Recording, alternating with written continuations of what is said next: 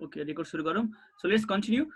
So के छ भन्दाखेरि I think I was talking about tidal energy. So tidal energy भनेको चाहिँ we know that in the ocean during daytime the ocean water rises up. Okay, the ocean water, the level of ocean rises up, and at night also the level of ocean rises up. Why it happens? In the daytime the water of ocean rises up because of the gravity. Okay, you know gravity pulls everything because of the gravity of the sun. In daytime the water in the ocean rises because of the sun's gravity, and at night time the water in the ocean rises because of the moon's gravity. So the gravity of sun and moon is responsible for tidal energy. Okay, tidal energy भनेको चाहिँ ओशनको पानी चाहिँ के हुन्छ त आफै rise हुन्छ अनि फल हुन्छ, and when it rises and falls in during that time we can use that rising and falling to rotate the turbine. That rotates the turbine, it can produce electricity. त्यसलाई भन्छ tidal energy, and that is also because of sun. किनकि सनको gravity नभएको भए त्यो पानी rise हुँदैन थियो. So sun is the main cause of tidal energy also. So let's go for next one.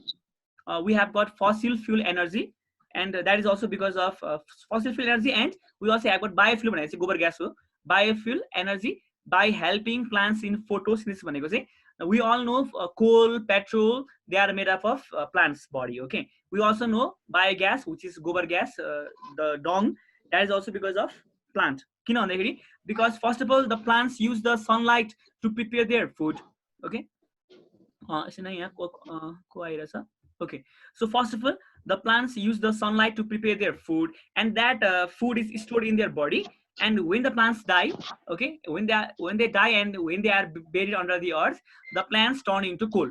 Okay, अनि त्यो plants के बन्छ त कोइला बन्छ हैन त.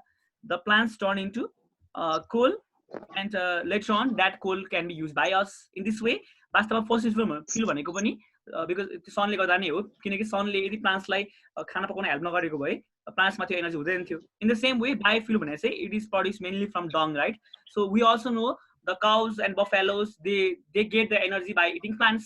भनेको पहिला सनले चाहिँ प्लान्ट्सलाई के त प्रिपरेसन अफ फुडमा हेल्प गर्छ, अनि त्यही प्लान्ट्सलाई पछि एनिमल्सले खाएर they get energy. In this way indirectly dung is also the result of sun. In this way fossil fuel and biofuel, they are all the result of sun.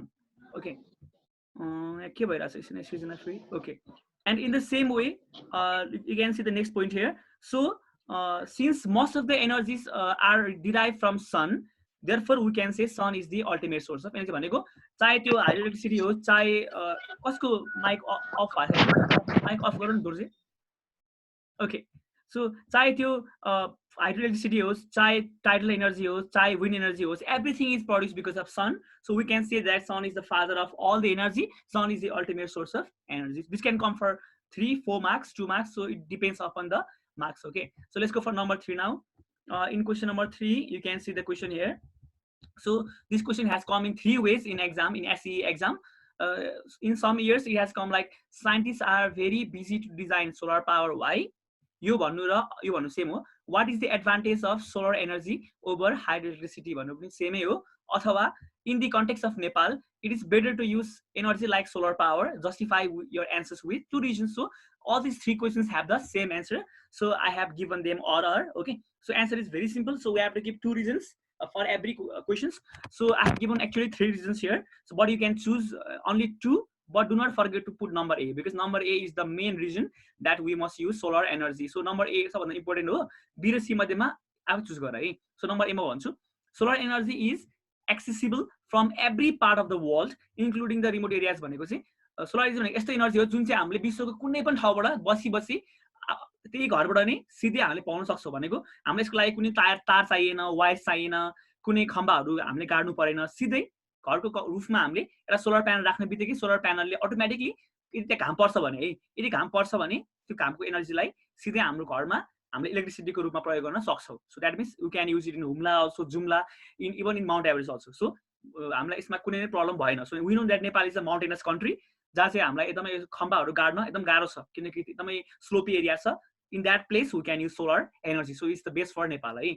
Second reason छ, it is cheap also. It is very very cheap. हुन त अब solar panel महँगै पर्छ, तर after once installing it, it can last for so many years. त्यही भएर on the long run चाहिँ it is very very cheap, and it is pollution free. There is no any smoke, nothing.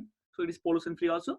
Last point छ हाम्रो, it is perpetual भनेको it can last for ever. It can last for billions of years. हुन त अब solar panel बिग्रियो भने छुट्टै कुरा हो, otherwise it can last for very long period of time, and so that is a very good advantage for us. So in this way, these are the 3 main points, and number A is the main point. Okay, number 4 now. For mas हाम्रो define fossil fuel and fossil fuel energy. What type of energy is coal? Why is coal and mineral oil called fossil fuel? So let's define the first question first. Define fossil fuel. एकछिन फेरिको आउँदै हुनुहुन्छ Susmita. Okay, so हाम्रो answer हुन्छ fossil fuel is the fuel which is obtained from fossil. So एकदम simple छ. जुन fuel चाहिँ हामीले फसिलबाट बनाउँछौँ त्यसलाई भन्छ हामीले fossil fuel. And we all know fossil from class 9, right? Fossils भनेको के हो त? That is from the dead bodies of plants and animals which were buried. हजुर भइरहेछ सर स्क्रिनमा के देखाइ छैन त? हो र भने अनि अघि भन्नु पर्दैन त? ल नानी अब भयो मैले अघि ल अहिले चाहिँ भयो सर. के छैन आई थिंक तर भोइस क्लियर छ नि हैन. Okay, so let's continue. So fossil fuel हेर त. भोइस क्लियर छ sir.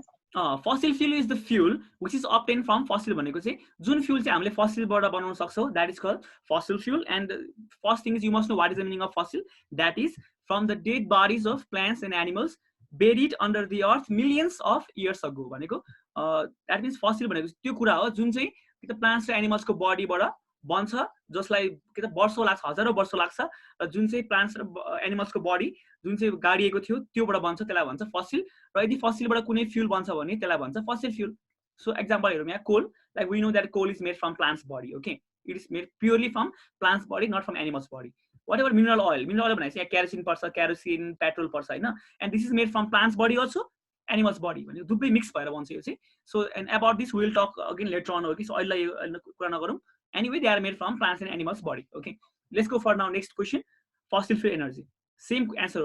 Fossil fuel energy is the non-renewable source of energy भनेको चाहिँ it can finish very fast. It can be produced easily. Okay, so that is the non-renewable source of energy which is obtained from fossil again. That is same answer sir, from the dead bodies of plants and animals buried under the earth millions of years ago भनेको यदि कुनै पनि energy फसिलबाट आउँछ भने that is called fossil fuel energy.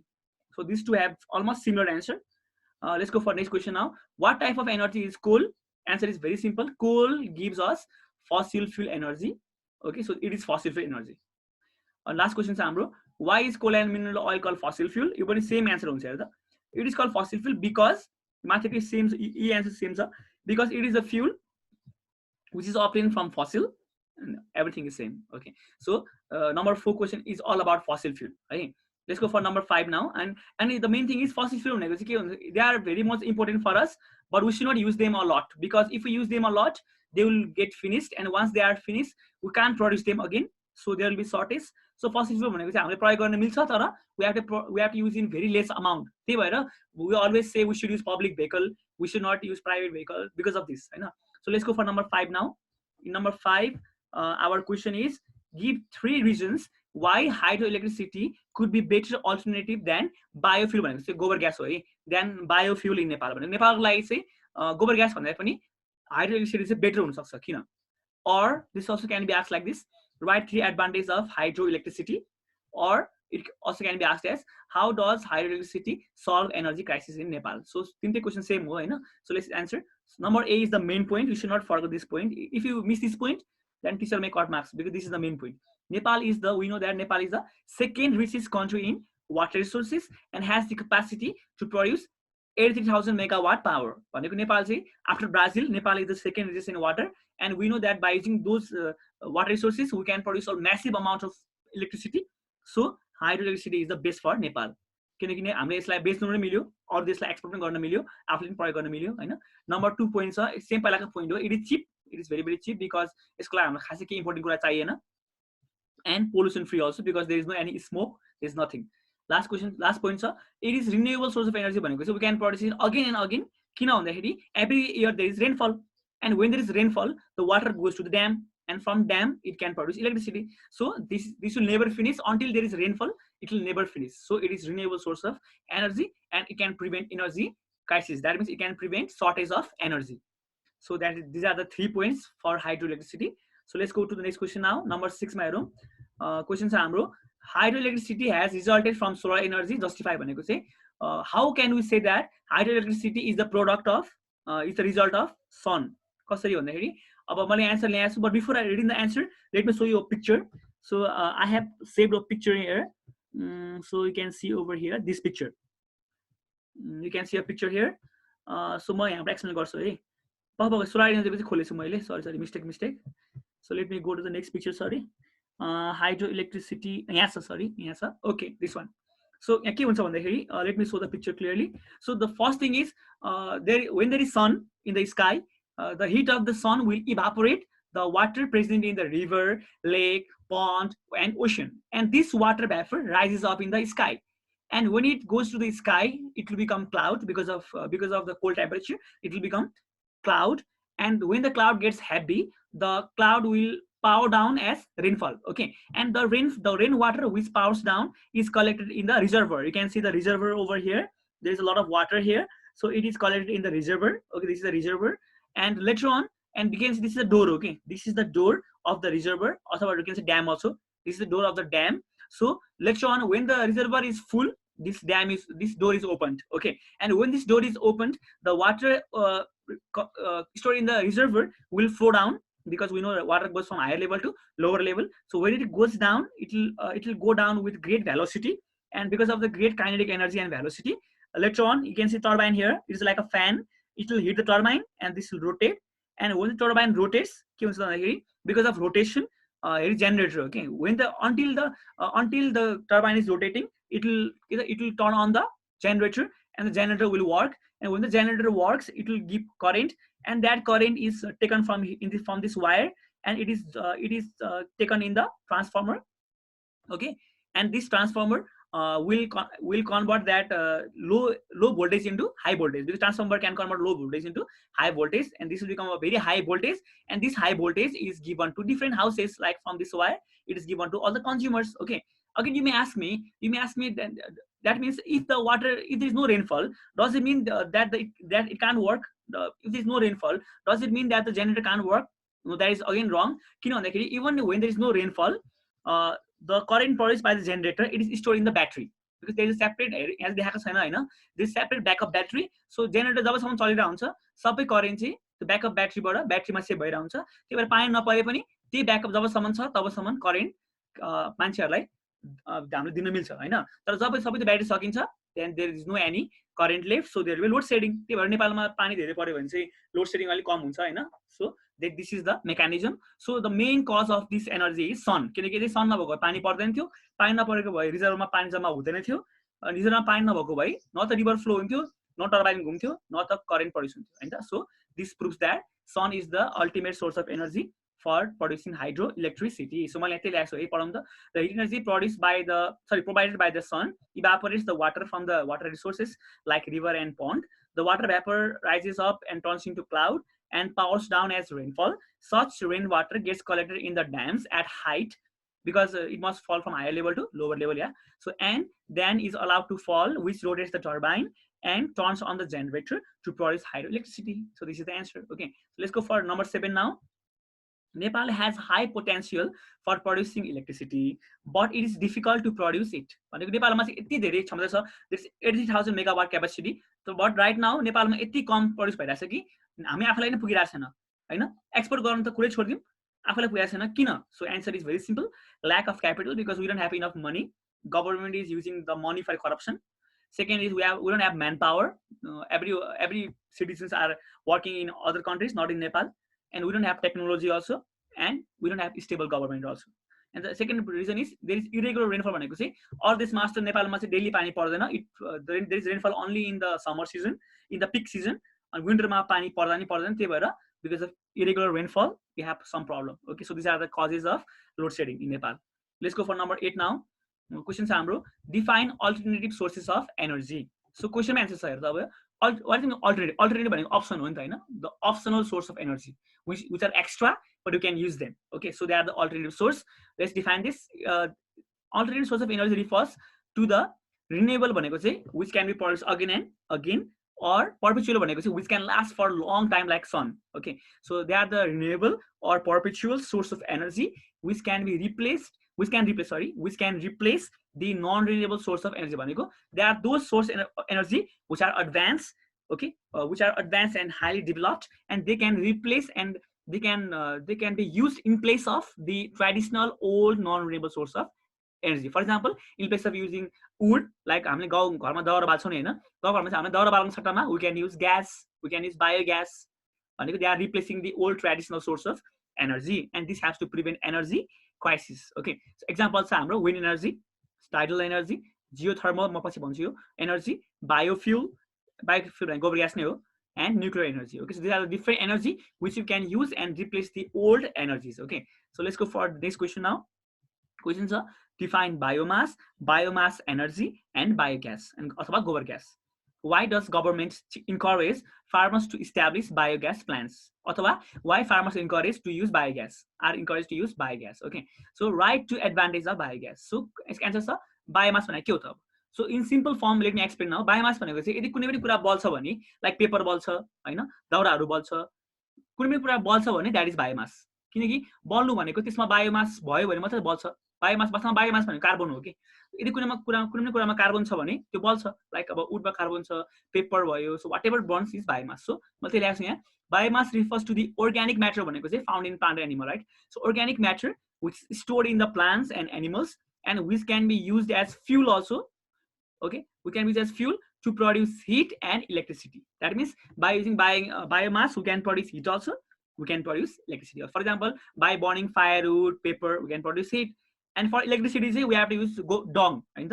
Dung, we know that dung also can burn, right? So हामीले के गर्छौँ भने डङलाई हैन, डङलाई चाहिँ हामी एउटा सानो च्याम्बर बनाएर त्यसमा कलेक्ट गर्छौँ र त्यसमा चाहिँ हामी पुरै हावा पुरै बन्द गरेर भनेको पुरै भ्याक्युम क्रिएट गरेर चाहिँ डङ राख्छौँ र जब त्यो डङ कुइन्छ त्योबाट ग्यास निस्किन्छ र त्यही ग्यासबाट हामीले चाहिँ बत्ती बाल्न सक्छौँ. We can produce electricity also. Okay, so these are the points. अर्को क्वेशन चाहिँ यहाँ define biomass energy. It is the renewable source of energy which can be produced again and again, which is which is can भयो so एउटा मात्र हो है, which can be obtained from the biomass of plant and animal. Like from animal waste we can get biomass energy from dung, we can get this energy from wood also, and from vegetable भने चाहिँ अब तरकारीको बोक्राहरू भयो हैन, फलफुलको बोक्राहरू भयो. So by using them we can produce this biomass energy. By burning them we can produce biomass energy. अर्को छ biogas अथवा गोबर gas. It is a mixture of methane. We all know the gas methane, CH4, that is methane. It is a mixture of methane and carbon dioxide. It is a mixture of two main gases. यसमा अरू gas पनि छ तर these two are main है. So methane and carbon dioxide which is produced how भन्दाखेरि by the anaerobic decomposition भनेको चाहिँ, and aerobic भनेको चाहिँ अक्सिजन भएको, anaerobic भनेको अक्सिजन नभएको. That means decomposition भनेको कुहिनु हो, भनेको अक्सिजन बिनै यदि कुनै कुरा कुहिन्छ भने त्यसलाई भन्छ anaerobic decomposition of animal and plant waste. भनेको लाइक एनिमल वेस्ट भनेको चाहिँ गोबरहरू भयो, प्लान्ट वेस्ट भनेको चाहिँ प्लान्ट्सको स्ट्र भयो हैन, स्ट्र अनि लिप्सहरू भयो. So we can use plants waste and we can use animal waste. When you mix them and when you put them in a chamber without air, okay, then they will decompose after a while and they will produce a kind of gas. That gas is called biogas. Okay, and it smells bad. Okay, it smells bad, but it is not very much bad for our health also. It can be used as alternative source of energy to produce heat also and to produce electricity. भनेको हामीले त्योबाट हामीले यसको प्रयोग गरेर चाहिँ gas पनि बाल्न मिल्छ, हामीले यसको प्रयोग गरेर बत्ती पनि बाल्न मिल्छ हैन त. So let's go for next question now. Why government encourages the farmers to produce biogas? So answer छ नम्बर ए मा सबभन्दा मेन आन्सर यो हो. This is the main point. It helps to utilize the local materials and provides good manure as byproduct. यसो भनेको चाहिँ के, यसको मिनिङ के भन्दाखेरि हामीले चाहिँ बायोग्यास भनेको चाहिँ घर लोकल मेटेरियल भनेको चाहिँ लाइक गोबर भयो, गोबर त गाउँघरमा पाइहाल्छ हैन, हामी गाउँघरमा पाउने गोबर भयो अनि पराल भयो, सामान्य वस्तुहरूले पनि हामी नकिनिकनै हामीले फ्रीमा पाउने वस्तुबाट नै हामीले यसलाई प्रोड्युस गर्न सक्छौं, which is a very good thing for Nepal as it is agricultural country. अर्को कुरा छ, after using the biogas whatever is left in the chamber can be used as manure. भनेको हामीले चाहिँ त्यो बाँकी रहेको कुरालाई फाल्न पर्दैन, त्यसलाई हामीले फेरि मलको रूपमा चाहिँ हाम्रो खेतमै प्रयोग गर्न मिल्छ. सो इट्स कॉल्ड दुबे हातमा लड्डु हैन त. एक त यताबाट चाहिँ चिप पनि भयो हैन, फ्रीमा बनाउन मिल्यो, उतापट्टि फर्टिलाइजर पनि पाए हामीले हैन. So number second point is it is cheap, गोबर फ्री नै हो हैन. अर्को छ पोल्युसन फ्री भनेको चाहिँ यसमा पोल्युसन हुँदैन, किनकि हुन त गनाउँछ तर खासै हामीलाई असर पार्दैन, इट इज पोल्युसन फ्री. लास्टमा छ it is renewable source of energy भनेको अब गोबर त पारै हुन्छ, सो इट इज रिन्युएबल. लास्टमा छ helps to prevent energy crisis also. Okay, so let's go for next one now. अर्को क्वेसन छ हाम्रो define geothermal energy, write any two ways to obtain it, that is disadvantage also. So एकदम simple छ यसमा हेरे. Geo भनेको earth भइहाल्यो, geography geo. Thermal भनेको हिट भइहाल्यो, that means earth heat, That means the heat energy which is found inside the earth, that is called geothermal energy. And so it is the heat energy produced and stored inside the core of earth. So now we know earth has got 4 layers, right? Crust, mantle, outer core, inner core, 4 layers. So कहाँ बन्छ भन्दाखेरि वास्तवमा यो बन्ने चाहिँ कहाँ भन्दाखेरि भित्र इनर कोरमा हो कि इनर कोरमा चाहिँ एकदम हट छ हैन त we know that there is lot of magma and there is a lot of heat inside the earth and that heat energy is called geothermal energy अब अघि कुरा आउँछ त्यो कसरी हिट भयो अब कसरी हिट कसरी त्यो आयो भन्ला कसरी आयो भन्दाखेरि सुरुमा अर्थ बन्दाखेरि नै थियो कि त्यो पछि आएको हैन जब सनबाट टुक्रेर अर्थ बन्यो जब सनबाट फुटेर अर्थ बन्यो त्यतिखेर नै सेन्टरमा कोरमा मैग्माहरू थियो and that energy is called geothermal energy अब फेरि आयो it can be used as alternative source of energy also to generate electricity भनेको हामीले त्यसको प्रयोग गरेर चाहिँ कि त इलेक्ट्रिसिटी प्रड्युस गर्न सक्छौँ कसरी भन्दाखेरि look at the next question here now there are two ways I have given here वानमा छ by drilling 2 holes in hot rocks one for sending cold water into the hot rock and the other one for receiving hot steam to rotate the turbine and produce electricity. So let me show you a picture. Mani picture that save garira hai. So let me show you a picture over here. Side यो picture होला एकछिन म हेर्छु. Okay, यो picture हो यहाँ हेर्दा के हुन्छ भन्दाखेरि now we all know that there are many hot rocks in earth. नेपालमा छैन है यो नेपालमा त्यस्तो गभर्नमेन्ट हाउस छैन but in other countries we can find very very hot rocks. Okay, so what we should do is they are very huge rocks. Rock on a sand rock, they are massive rocks. So what we should do is we should make 2 holes in the rocks. So you can see this is rock. Okay, you put a rock now. So we make 2 holes. So you can see we have drilled 2 holes. One hole is here. This red one is the one hole, and the other hole is this this blue one. This is the second hole, and we have and this hole are very deep. Okay, hole भनेको थोरै सानो गहिरो हुँदैन. This is like at least this must be minimum 1 mile. यो कम से कम 2 kilometre हुनुपर्छ यो whole एकदम गहिरो होल हुन्छ so to make this hole it is very expensive also किनकि हामी नेपालसँग चाहिँ यो हामीसँग हतियार छैन यो पाल पार्नलाई हैन but in other countries they have the device to make this deep hole so अब in this hole they put pipe हो कि सो एउटा यो होलमा पनि पाइप राखेको हुन्छ भेरी बिग पाइप यहाँ पनि एउटा पाइप राखेको हुन्छ so in one pipe we have to send water यहाँ हेर्दा फर्स्ट पाइप यो हो यहाँ ल्याएको छ कुलिङ टावर यो पाइपमा चाहिँ हामी चिसो पानी हाल्छौँ यहाँबाट तल तल झार्छौँ this is called injection well also अनि जब यो पानी मुनि जान्छ नि we know that the earth is very hot inside, so because of this hotness the water will turn into the water will boil के यो वाटर उम्लिन्छ जब यो वाटर उम्लिन्छ नि यो भ्यापर चाहिँ यहाँबाट जान पाउँदैन है यहाँ जान पाउँदैन किनकि यहाँ वाटरहरु कलेक्ट छ यो भ्यापर चाहिँ उताबाट जान्छ के उताको पलबाट यहाँबाट यो भ्यापर बाहिर निस्किन्छ and this vapour comes out this steam comes out with great force है यो स्टिम चाहिँ जोडले आएको हुन्छ र यो स्टिम जब यहाँ फोर्स ल्याएको हुन्छ यो स्टिमलाई हामीले यहाँबाट यता पठाउँछौँ र यहाँबाट गएर this is a fan turbine यो घुम्छ के भनेको हाइड्रोइलेक्ट्रिसिटीमा चाहिँ पानी फ्लो भएर घुम्छ यसमा चाहिँ स्टिमको फोर्सले नै यो टर्बाइन घुम्छ जब टर्बाइन घुम्छ जेनेरेटर अन हुन्छ जेनेरेटरमा करेन्ट प्रोड्युस हुन्छ र यही करेन्टलाई हामीले सिधै लगेर ट्रान्समिसन लाइनमा लगेर यहाँबाट विभिन्न घरमा पार्छौँ in this way by using the heat energy inside the earth we can convert the cold water into steam that steam will rotate the turbine and that can produce electricity यसलाई भन्छ geothermal energy this is the first method भनेको दुईटा hole बनाउन के हुन्छ that is the first method which is very expensive also किनकि महँगो पर्छ है किन भन्दाखेरि ड्रिलिङ गर्नको लागि नै हामीलाई धेरै कति खरबौँ पर्छ पैसा पर्छ okay this very expensive and complex okay so अर्को पोइन्टहरू हामी यहाँ हाम्रो अर्को पोइन्ट चाहिँ के छ भन्दाखेरि द सेकेन्ड मेथड इज यहाँ हेर by using the steam and hot water which comes out naturally through the large cracks on the rocks which rotate the turbine and यसमा के भन्दाखेरि माथिको मेथडमा चाहिँ हामी आफैले पाल पार्यो तर तलको मेथडमा चाहिँ पाल पार्नै पर्दैन कि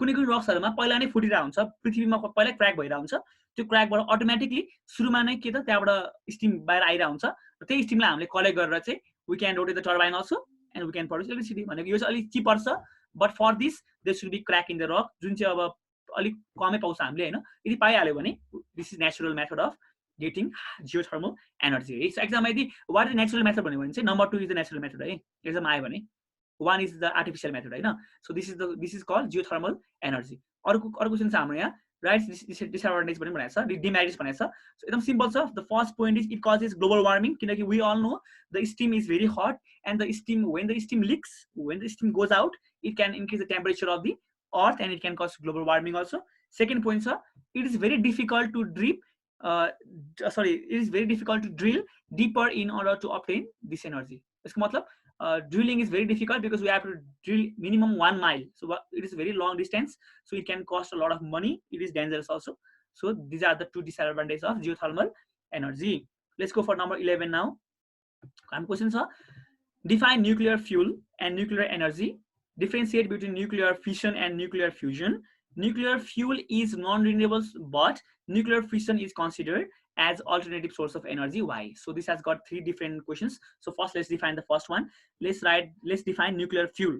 So let's define it. Nuclear fuel refers to the heavier radioactive elements. So let me explain. Heavier भनेको चाहिँ the elements which are very heavy, like sodium, hydrogen, helium, lithium. They are very light because they lie in atomic number 1, number 2, number 3. But the elements which lie in atomic number 90, atomic number 100, they are very heavy. So these elements which lie at the end of our atomic number, like 90, 100, 110, they are called nuclear fuel.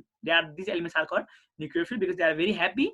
Plus, they also give one thing. They are radioactive. Radioactive भनेको चाहिँ they can produce harmful radiation. These elements can produce radiations, like they can produce UV ray, they can produce gamma ray, they can produce X-ray also. Okay, so these are very much toxic, so they must be handled with care. Directly okay, they must be handled with care. For example, uranium is very expensive also. Nepalma size छैन पनि होला. Uranium, radium, so these are very happy and they always produce electromagnetic radiation. Okay, they are called nuclear fuel, and which can undergo, you can see over here, they can undergo nuclear fission भनेको चाहिँ they can break.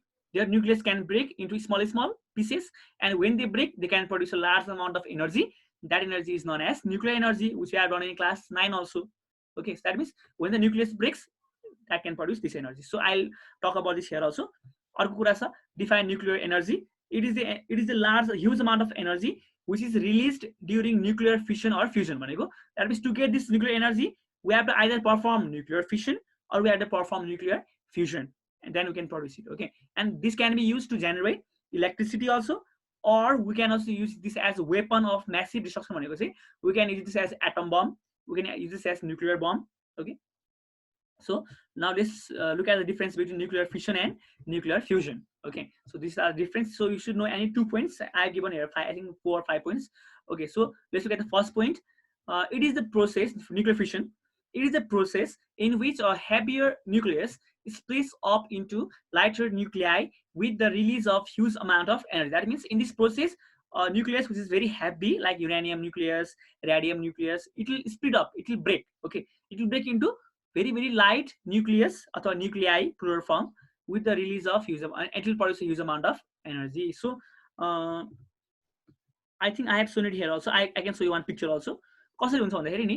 You can see this target nucleus, right? This is the uranium. This is uranium. This is the big one. And this is neutron. Neutron, I say, it moves very slowly. Neutron, I say, machine.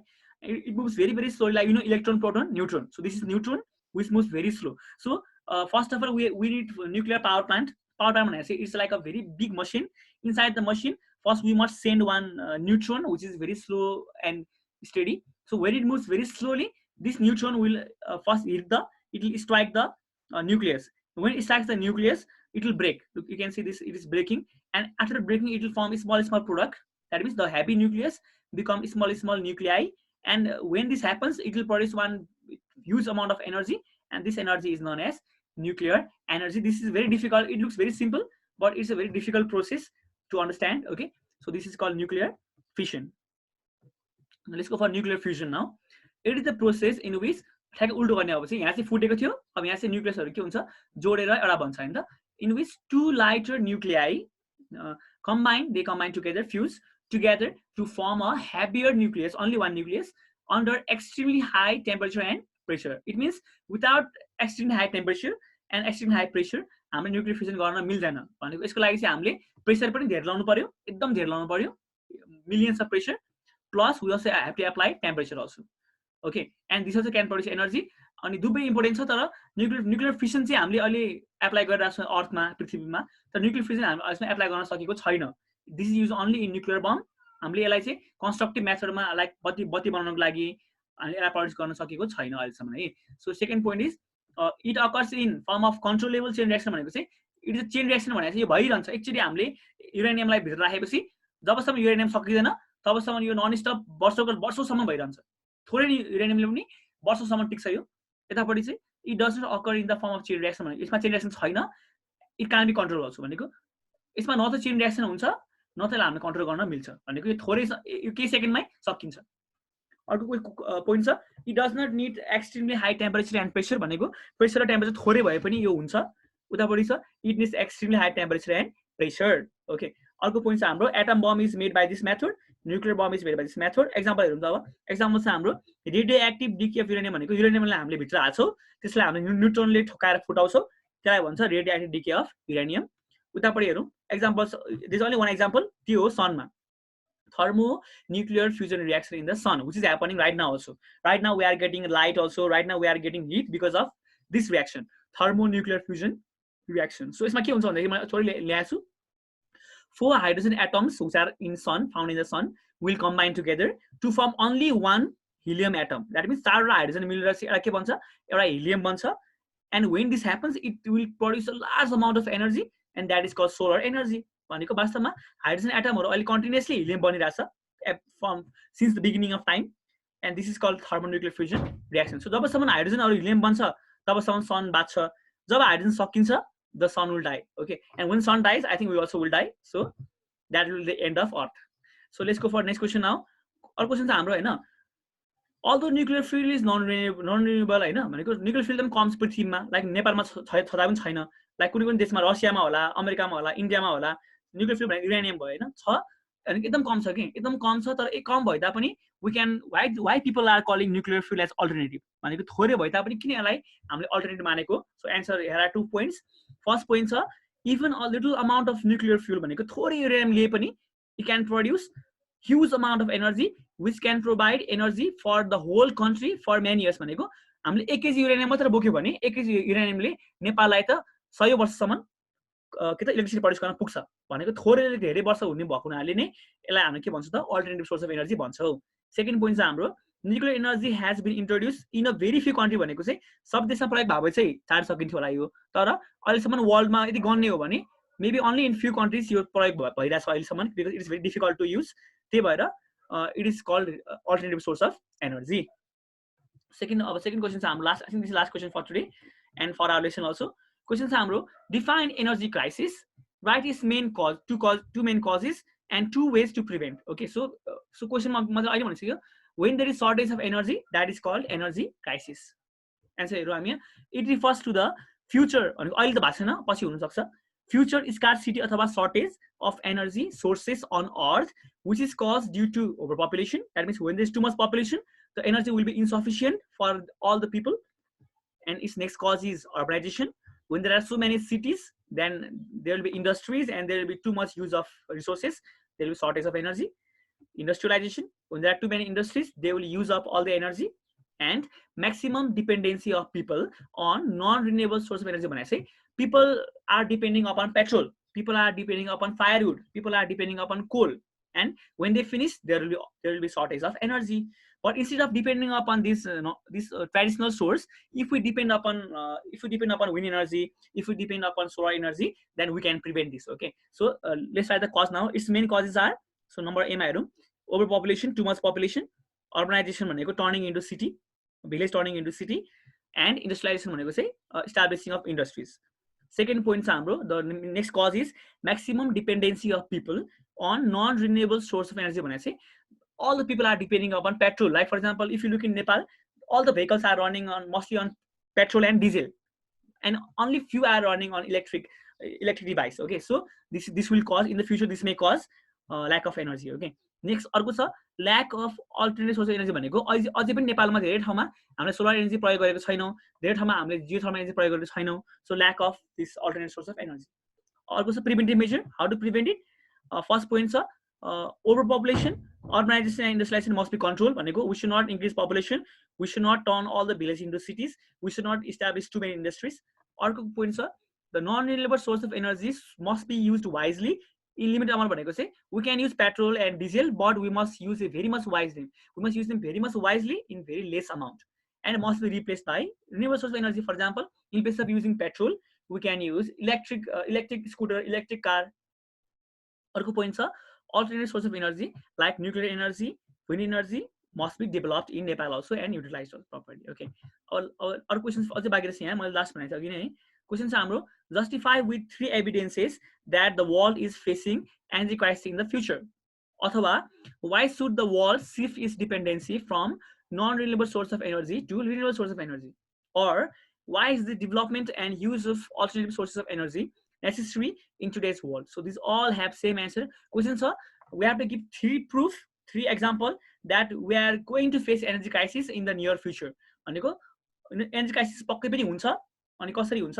Let's write the 3 evidence now. So the first evidence is around 80% of the total energy right now is provided by the fossil fuel, which is limited in the nature. भनेको अहिले पनि विश्वभरिमा 80% energy चाहिँ हामीले प्रयोग गर्ने energy चाहिँ पेट्रोलबाट, डिजेलबाट आइरहेछ, कोलबाट आइरहेछ, तर सोलर एनर्जीबाट आएको छैन, हैन?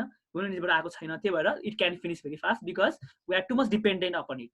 सेकेन्ड पोइन्ट छ हाम्रो the energy demand is increasing by 2.3% every year. भनेको चाहिँ पपुलेसन बढेको बढी छ, एनर्जी डिमान्ड घट्नु पर्ने, तर झन् हरेक वर्ष 2.3% ले एनर्जी डिमान्ड बढेको बढेछ.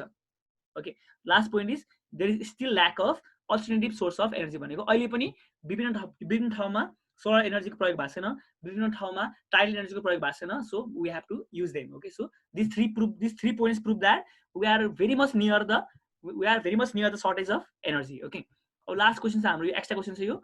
Define Einstein's mass energy relationship. अथवा question may come define E is equals to mc square. दुवै सेम हो है. E equal to mc square भन्नु र यो भन्नु सेम हो.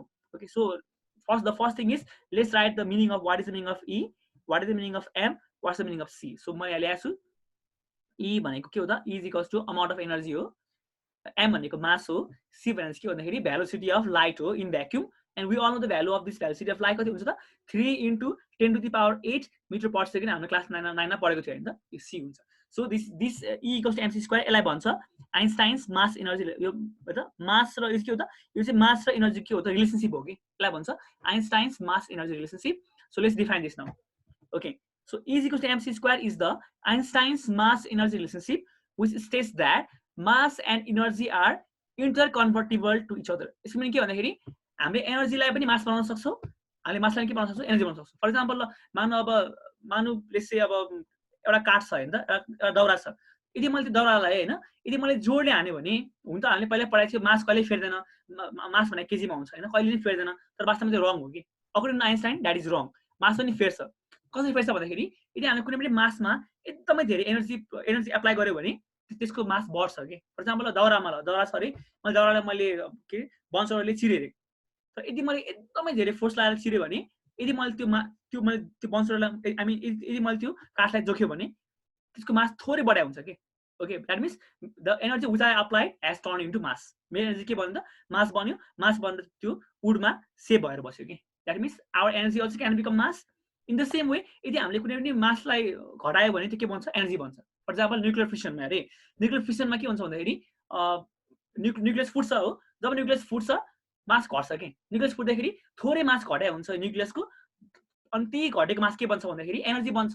इन दिस वे कहिले कहिले मास चाहिँ एनर्जी बन्छ, कहिले एनर्जी के बन्छ त? मास बन्छ. This is called Einstein's mass energy relationship. अनि it is very very important. किन भन्दाखेरि मैले ल्याएको छु यहाँ its importance is it has to produce. सबभन्दा मेन कुरा भनेको के हो त? Nuclear energy. भनेको आइन्स्टाइनको यही E इक्वल्स टु mc स्क्वायरलाई लिएर नै के त हामीले अहिले न्युक्लियर एनर्जी प्रड्युस गर्न सकिरहेछौँ. Similarly we also can produce different thing. We can produce x-ray है, x-ray gamma ray which we are using in hospital, त्यो पनि यहीबाट प्रयोग भएको हो ल. So x-ray gamma ray produce हुने पनि यहीबाट हो. सो मैले यहाँ लेखेको थिएँ, मैले आई क्यान सो हियर, मैले यहाँ सेभ गर्न बिर्सेछु है. I can so in this next file. मैले यसमा लेखेको छु. यसबाट के हुन्छ भन्दाखेरि एउटा चाहिँ हुन्छ it can produce nuclear energy, यो भयो. सेकेन्डमा छ it can produce x-ray gamma ray in the medical field. अर्को छ it also helps in communication. It helps in satellite communication and internet. भनेको the internet which are using right now in this Zoom class, यो पनि के हो त? Because of यसले गर्दा नै प्रड्युस भएको हो. अनि अर्को कुरा छ कार्बन डेटिङ. कार्बन डेटिङ भनेको चाहिँ यो के भन्दाखेरि बाइ कार्बन